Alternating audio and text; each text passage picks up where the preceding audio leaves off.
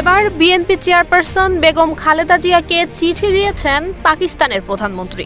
আওয়ামী লীগের বিদায়ের পর গভীর হয়েছে বাংলাদেশ পাকিস্তান সম্পর্ক, বাড়ছে আমদানি রপ্তানিও। এমন সময়ই বিএনপি চেয়ারপারসনকে চিঠি দিয়েছেন পাকিস্তানের প্রধানমন্ত্রী শেহবাজ শরীফ। কি লেখা আছে সেই চিঠিতে, সে নিয়ে যেন কৌতূহলের শেষ নেই নেটিজেনদের। খালেদা জিয়াকে শুভেচ্ছা এবং সুস্থতা কামনা করে চিঠি দিয়েছেন শেহবাজ।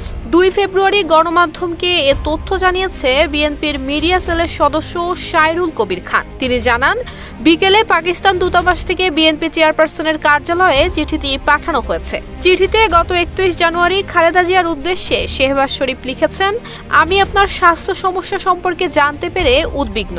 সুস্থতা কামনা করে তিনি লিখেছেন, আমি আপনার সুস্বাস্থ্য এবং মঙ্গল কামনা করি। সর্বশক্তিমান আল্লাহ আপনাকে সবসময় অসুস্থতা থেকে রক্ষা করুন এবং সুস্বাস্থ্য দান করুন। পাকিস্তান বিএনপির চেয়ারপারসন তার পরিবার এবং দলের সমর্থকদের সঙ্গে আছেন বলেও আশ্বস্ত করেছেন শেহবাজ। পাকিস্তানের প্রধানমন্ত্রী আরও লিখেছেন, আপনি বাংলাদেশের রাজনৈতিক দৃশ্যে একটি বিশাল ব্যক্তিত্ব। জনসেবার প্রতি আপনার অবিচল প্রতিশ্রুতি অনেকের জন্য অনুপ্রেরণা হয়ে রয়েছে। বিএনপি চেয়ারপারসনের প্রতি পাকিস্তানের রাষ্ট্রপ্রধানের সহানুভূতি 2 দেশের সম্পর্ককে অনন্য উচ্চতায় নিয়ে যেতে পারে বলে ধারণা বিভিন্ন মহলে। পাকিস্তান বাংলাদেশের সম্পর্ক দিন দিন আরও দৃঢ় হচ্ছে এবং এরই ধারাবাহিকতায় চলতি মাসে ঢাকা সফরে আসছেন পাকিস্তানের উপপ্রধানমন্ত্রী এবং পররাষ্ট্রমন্ত্রী। এই সফরকে অত্যন্ত গুরুত্বপূর্ণ হিসেবে আখ্যায়িত করা হচ্ছে, কারণ 2012 সালের পর এটি প্রথমবারের মতো কোনো পাকিস্তানি পররাষ্ট্রমন্ত্রী বাংলাদেশ সফর করবেন।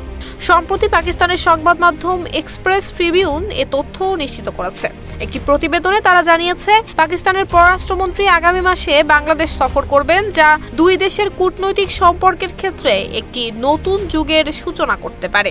পাকিস্তান এবং বাংলাদেশের সম্পর্ক দীর্ঘ সময় ধরে শীতল ছিল, বিশেষত শেখ হাসিনার শাসনামলে। তবে সাম্প্রতিক সময়ে 2 দেশের মধ্যে সম্পর্ক উন্নতির দিকে যাচ্ছে।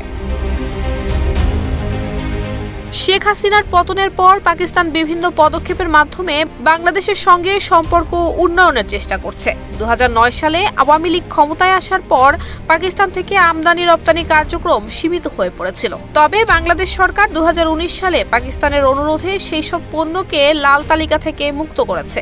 এছাড়া পাকিস্তান এবং বাংলাদেশের সম্পর্ককে উন্নয়নের জন্য বিভিন্ন পদক্ষেপও গ্রহণ করা হচ্ছে, যার মাধ্যমে 2 দেশের বাণিজ্যিক এবং কূটনৈতিক সম্পর্ক আরও শক্তিশালী হবে।